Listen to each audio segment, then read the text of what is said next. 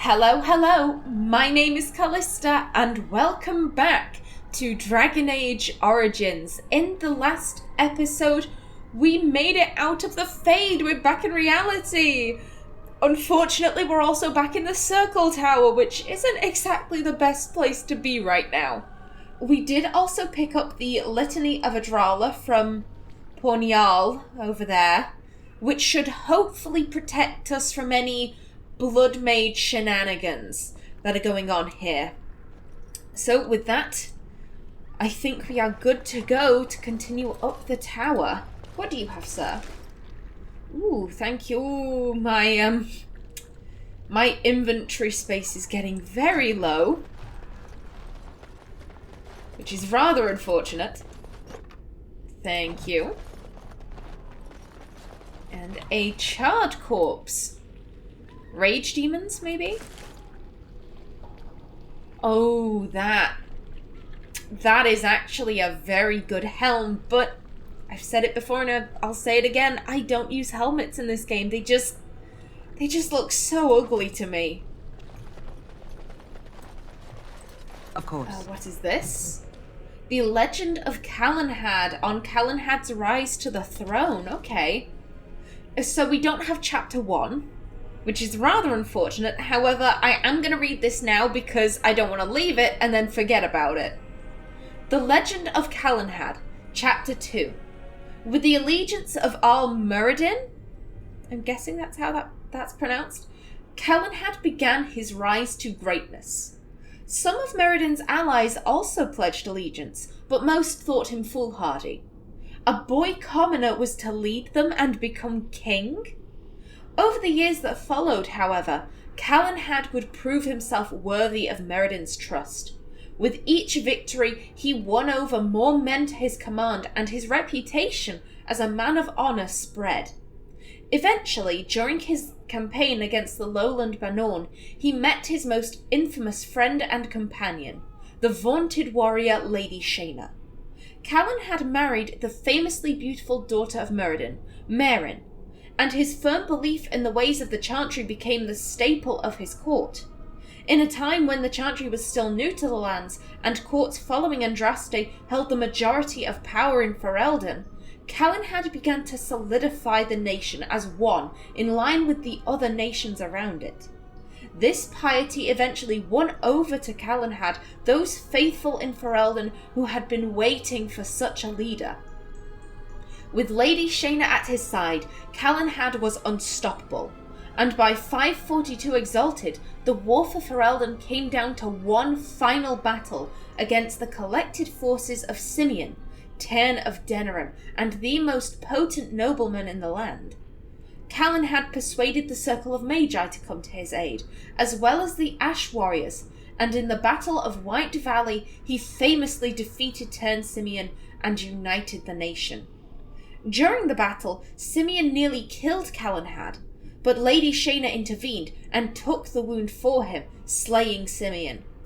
Calenhad was crowned king in Denerim that year, with Meryn his queen, but he spent much of the months that followed nursing Lady Shayna back to health. Ooh, trouble in paradise, I see.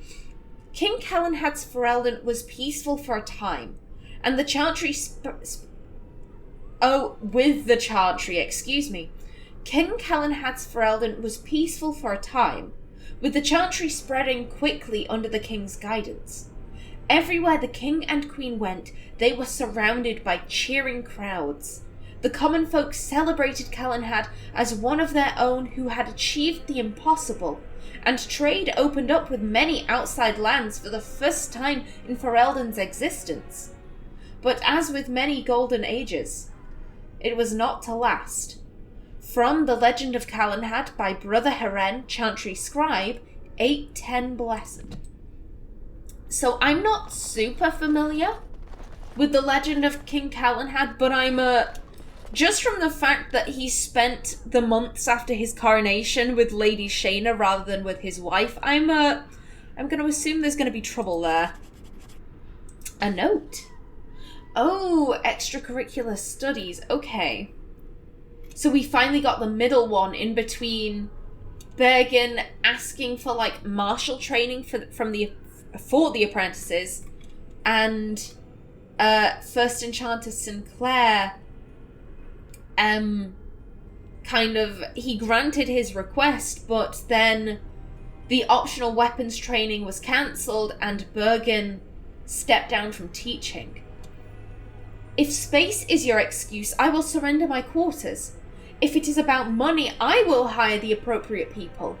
I will not graduate another student ignorant of weapons that any ditch digger can shove into his ribs. We teach them to append ridiculous glamours on parade arms, but they don't know simple steel. That is criminal. Enchanter Bergen. So, what I can gather about this chain of events, Enchanter Bergen sent out an apprentice into the real world, and they were killed by a peasant. You know, either by sword or by pitchfork, whatever. And Bergen was like, this isn't right.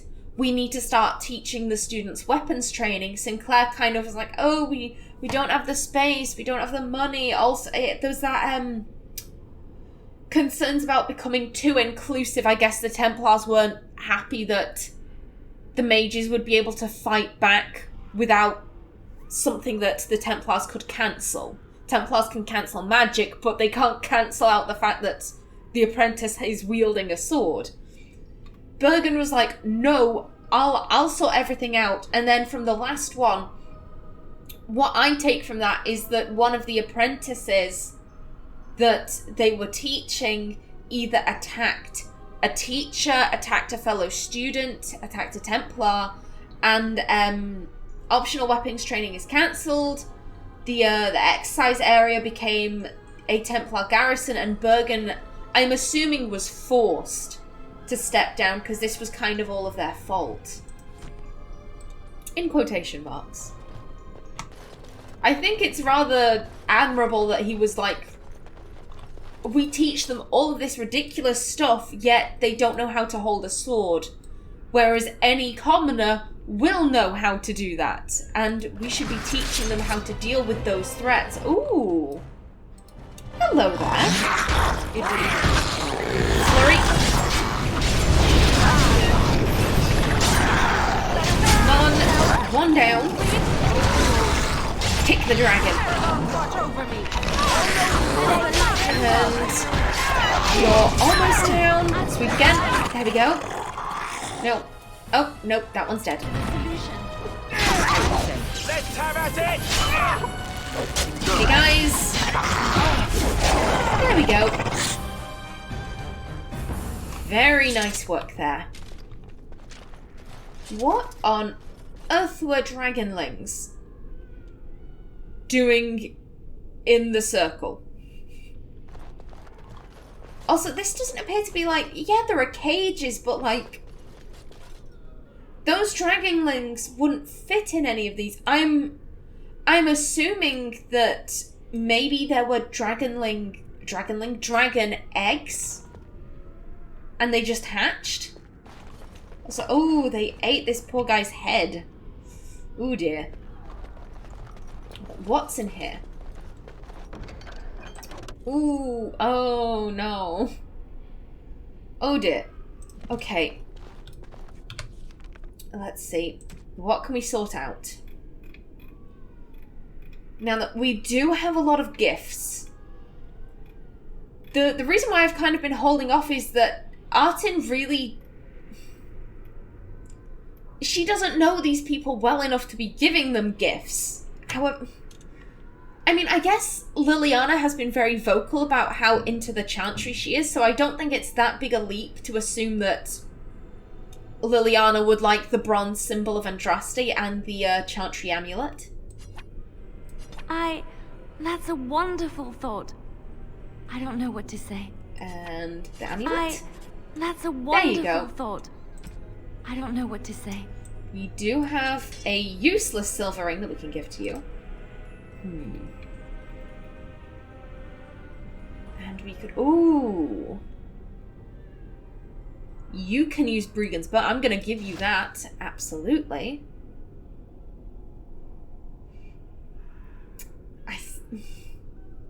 I don't want to give her the ice arrows because I could sell them, but... You know what? There you go. It'll free up inventory space. And it's not like we're particularly shy of money. Like, I'm pretty sure that 56 sovereigns is more than most people would have at this stage of the game. There we go. And you can grab this. Lovely. Okay, anything else in here? Nope.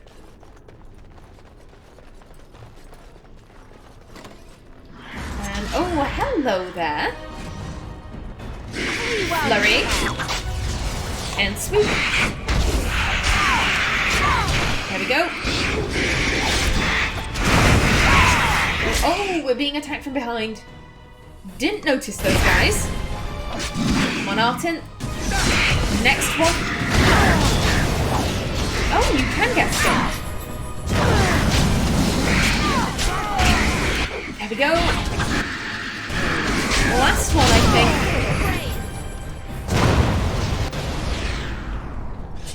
Okie doke. Pile of rags. Oh, is this more Promises of Pride? Yep. Okay.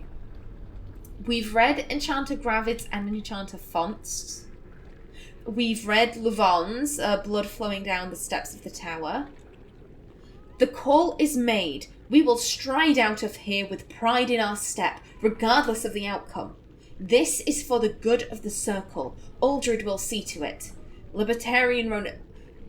There are a couple of things I highly disagree with in this statement. One, I don't think Uldred ever had the good of the Circle in mind. I think Uldred had the good of Uldred in mind.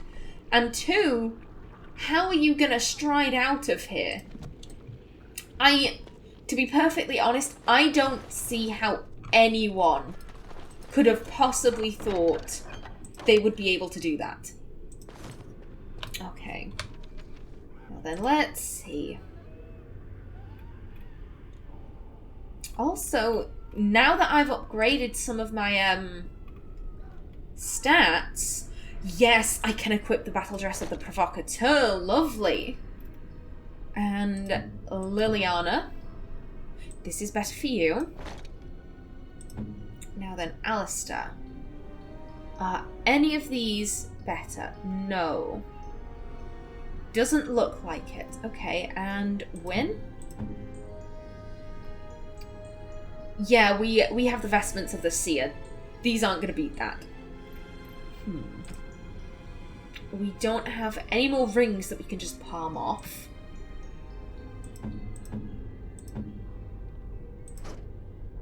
Let's see. I guess we could give everyone bows. There you go. You can have the Antivan longbow. Liliana, you can have Sir Garland's sword and this dagger. And Qwinn, you can have a short bow, but you can also take these. Once we get back to camp, I'll remove all of this. There we go, and everyone is on the appropriate weapon. Lovely. Thank you.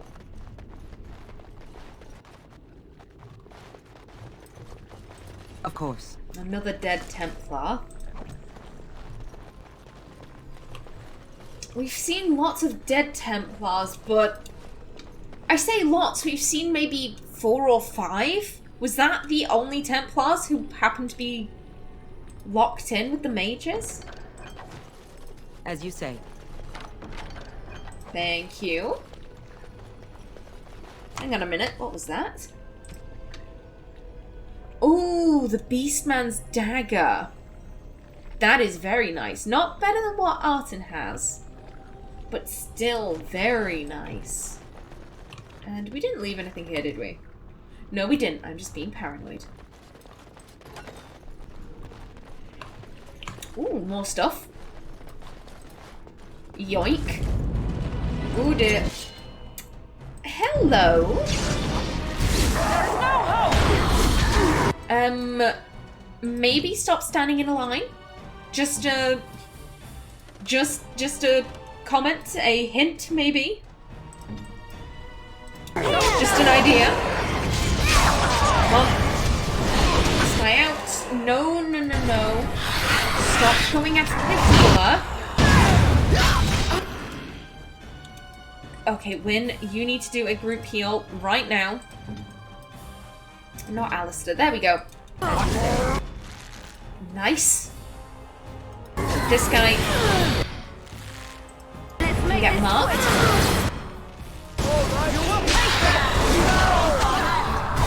Okay, Qwinn, I don't suppose you could possibly heal me.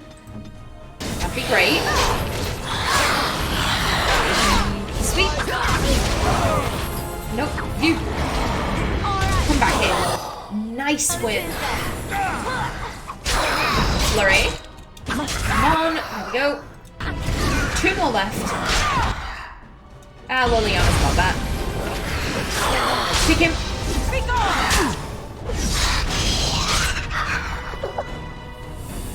There we go. Very well. And I'll have that. Thank you. Okey doke. Yes. Oh. This trick again? I know what you are. It won't work. I will stay strong. Are you alright? A Templar, and it seems he's a prisoner. What won't work? What's going on? Who are you?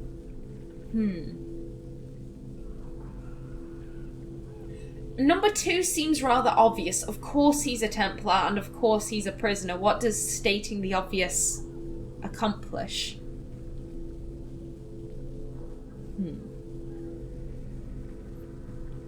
What's going on? Who are you? The boy is exhausted. And this cage, I've never seen anything like it. Rest easy. Help is here. Enough visions. If anything in you is human, kill me now and stop this game. He's delirious. He's been tortured and has probably been denied food and water. I can tell. Here, I have a skin of... Don't touch me. Stay away. Filthy blood mages getting in my head. I will not break. I'd rather die. Where are the other survivors? You're not going to die, not if I can help it. Don't be foolish, we're not some kind of illusion. Snap out of it. I've no time for these games. Calm down, you're safe now. One, I think Artin would be rather, concerned to know that Liliana knows what someone who has been tortured and denied food and water looks like.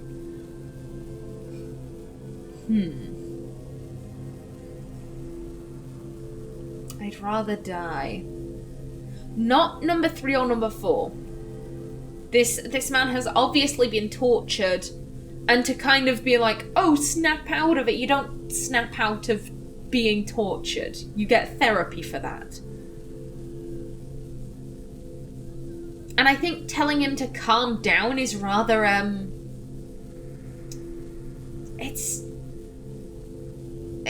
It's just rather rude, I think. And we can't guarantee that he's safe. He's in some kind of weird, magical, circle-y thing.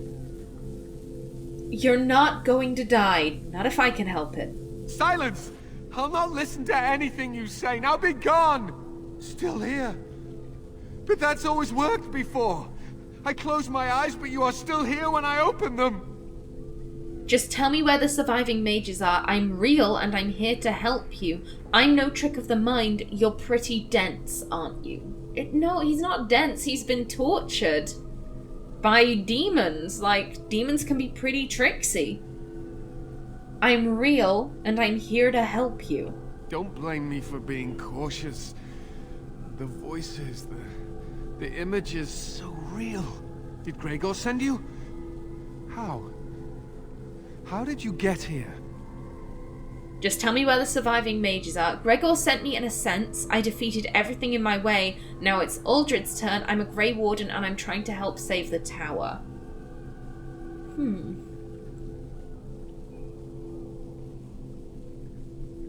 I don't see what the harm could be in telling this guy that she's a Grey Warden. She is, after all, she is seeking the tower's aid. So it's not like she's seeking their aid against the Blight. She's told Gregor that she's a Grey Warden. If anyone was going to run to Loghain, it would probably be Gregor. So yeah, I don't see the harm in saying number 4. I'm a Grey Warden, and I'm trying to help save the tower. Good. Kill Aldred. Kill them all for what they've done. They caged us like animals, looked for ways to break us. I'm the only one left. They turned some into monsters, and there was nothing I could do. Where are Irving and the other mages? Aldred will pay for what he's done. You must stay strong. Be thankful it wasn't you. The fact that he survived where all others fell, I think he is strong. But we do need to know where everyone else is. Where are Irving and the other mages? What others? What are you talking about? Irving and the other mages who fought Aldred. Where are they? They are in the Harrowing Chamber. The sounds coming up from there. Omega. We must hurry. They are in grave danger, I am sure of it. You can't save them! You don't know what they've become. We can't just kill them all, and you do? I don't understand. What are you afraid of? Yeah, I was thinking, you know what they've become? Stuck in your little, bubble thing? And you do? They've been surrounded by blood mages whose wicked fingers snake into your mind and corrupt your thoughts. His hatred of mages is so intense. The memory of his friends' deaths is still fresh in his mind. He suffered pain and anguish like few have had to endure. That and his lust for revenge have confused the issue. Do not presume to judge me, mage. I am thinking clearly, for perhaps the first time in my life. What do you propose we do? I want to save everyone who can possibly be saved. Your outrage says differently. I agree with Qwinn.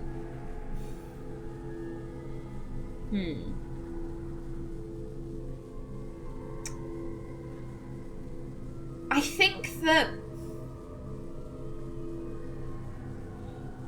given that the dwarves have fought Darkspawn for so long, and I can imagine Artin having run into soldiers who have had a large chunks of their family wiped out by the Darkspawn, who are kind of like, oh, there's a really dangerous mission, send me, I wanna go and kill as many Darkspawn as I can, and you kind of have to sit them down and say, listen, I know you want vengeance or justice, but getting yourself killed like this in a suicide mission really isn't going to help out much. I do think he's in a very bad place right now. He's just been tortured. I find his hatred understandable. I think Artin also finds his hatred understandable. He has literally just been tortured by demons sent by blood mages. So the fact that he's just like, kill them all, it's understandable, but like, maybe just calm down for a minute. Not number 2.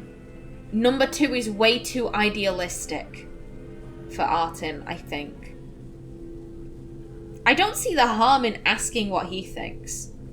What do you propose we do?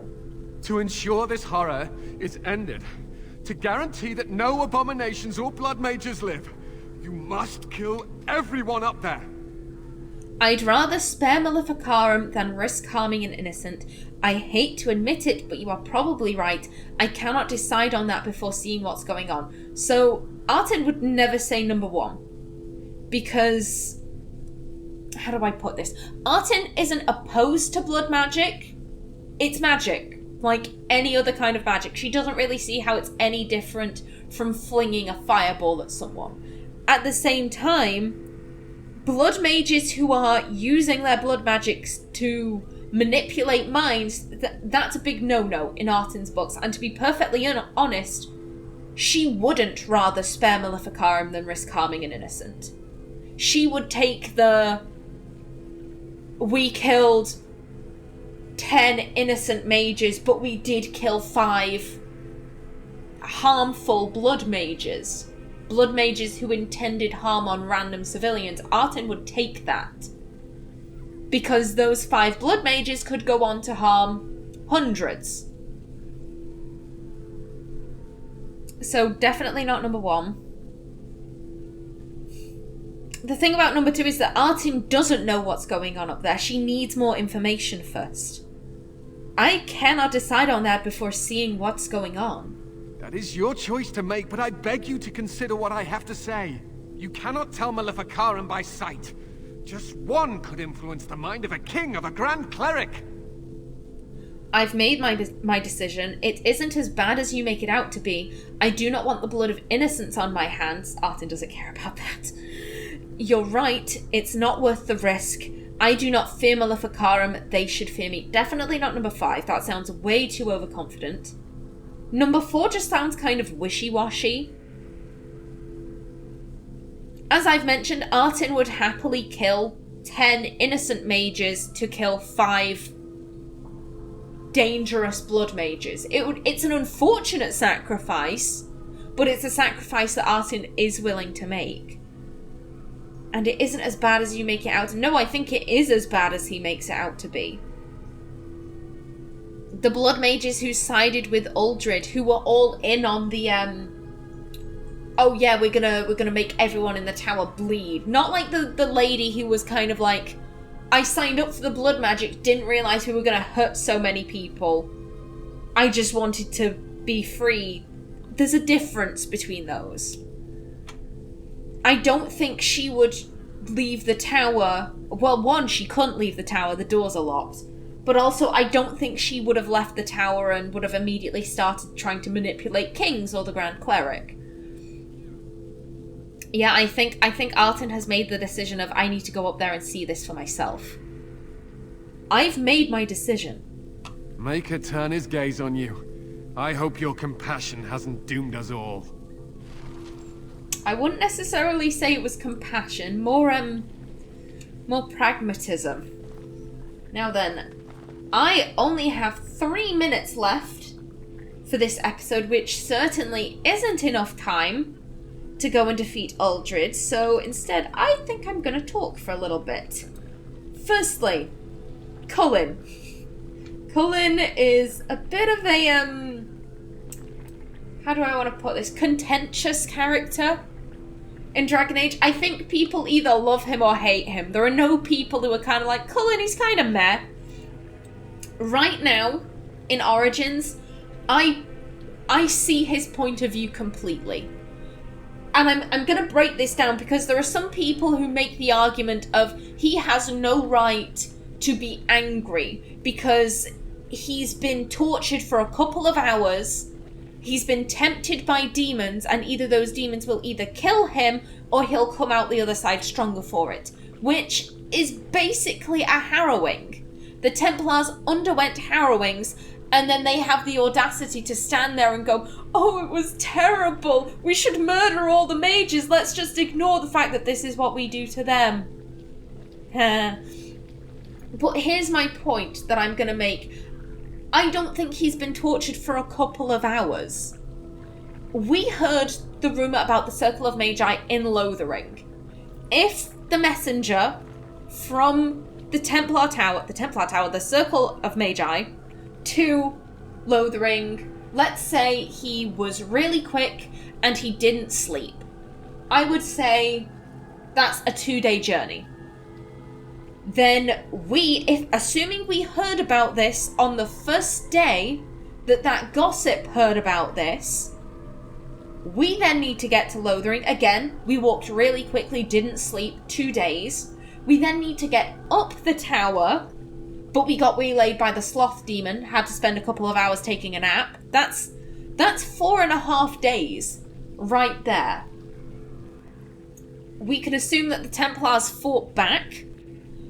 Again, I'm going to be generous here. They fought back for a day. So he has been tortured for 3.5 days. That is way longer than a harrowing. And I'm not saying that in a kind of the harrowing isn't that bad. I'm saying it's comparing apples and oranges to compare what Qwinn has gone through to what a mage has gone through. Also because the mages are taught to withstand demonic possession. The Templars aren't. The Templars are just taught, take this blue liquid, drink it, fight the mages, there you go, buddy. So I think in the immediate aftermath of witnessing all of his Templar brothers and sisters get murdered, I think it's a perfectly understandable position to be like, we should just kill them. We should just kill them all. He deserves therapy after this. If after years of therapy he was still like, the mages should all be murdered, we should slit their throats in their sleep, then I'd be like, no, that's you being fucked up. Maybe don't go anywhere near mages. Maybe just stand in this room. The other thing I wanted to talk about was Artin's kind of behaviour during this entire sequence.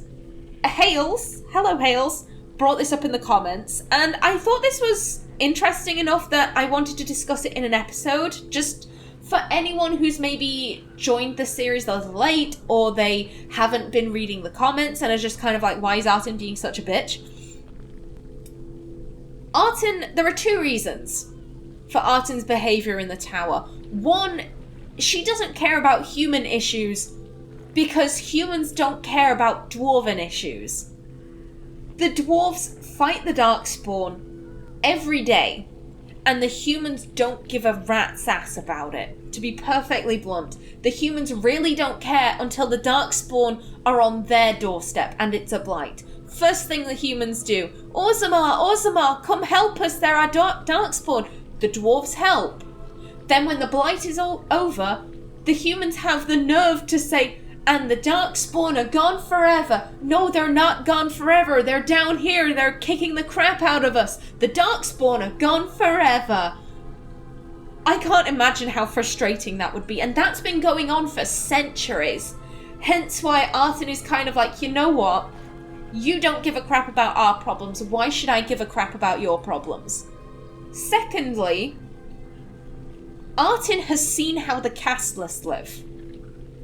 Artin sees nothing inhumane about how the mages are treated.